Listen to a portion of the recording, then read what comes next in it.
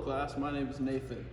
Today I'm going to show you exchange between reactants and products to achieve equilibrium in volume. So over here we have our reactant bin and this is our product bin. So basically what I'm going to start doing is I'm going to scoop water and pour it into the other bins, and eventually this bin should equal out to this bin.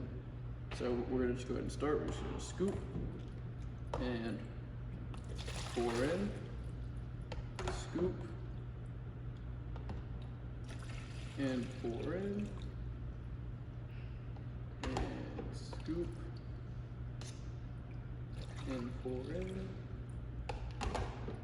and scoop, and pour until they get about even. So, still got a little more to go.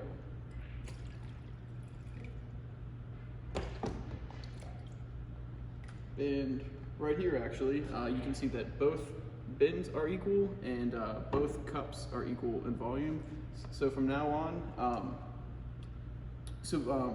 now that we have reached equilibrium in these, no matter how many more times I scoop water, it will always be the same because these cups are the same size, so the water volume will always be the same in the cups and in the bins.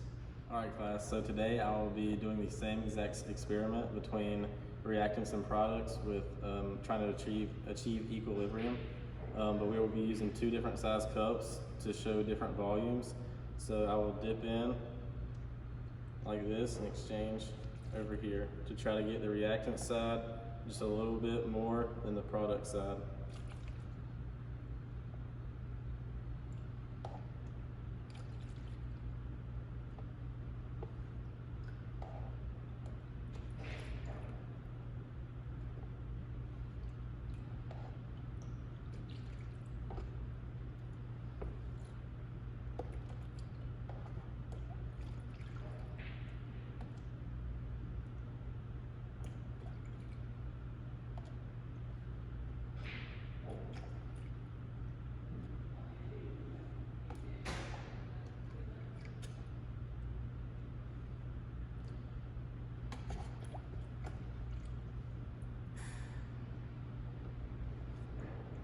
So now, as you can see, the reactant side is just a little bit, it has a little bit more volume than the product side, but in the cups, the volume is the exact same.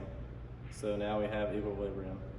Here in the previous experiments, you can see where they showed equilibrium at different volumes of different size cups and the same size cups. In another demonstration, if we were to heat the product and keep the reactants the same temperature, then the product and the reactants exchange to reach equilibrium. It will appear to be a product favorite reaction, since the reactants will try to lower the temperature of the products. The reactants will favor the products to reach temperature equilibrium. So it may appear that there is more volume in the products and less in the reactants. If the temperature is increased, the position of equilibrium moves in the direction of the endothermic reaction, which is when the heat is absorbed. If the temperature is reduced, the position of equilibrium moves in the direction of the exothermic reaction, which is when the heat is released. Increasing the temperature decreases the value of the equilibrium constant.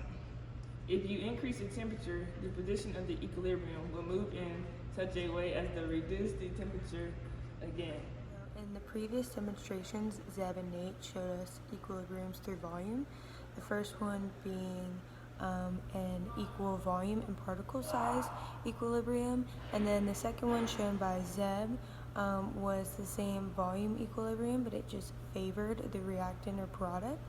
And then Janaya enlightened us about temperature equilibrium, and now I'm going to discuss the real world application of equilibrium being in diabetes patients. And for those who are not familiar with diabetes, it is just simply when a body's pancreas does not produce sufficient amounts of insulin to break down the sugars that are consumed through food.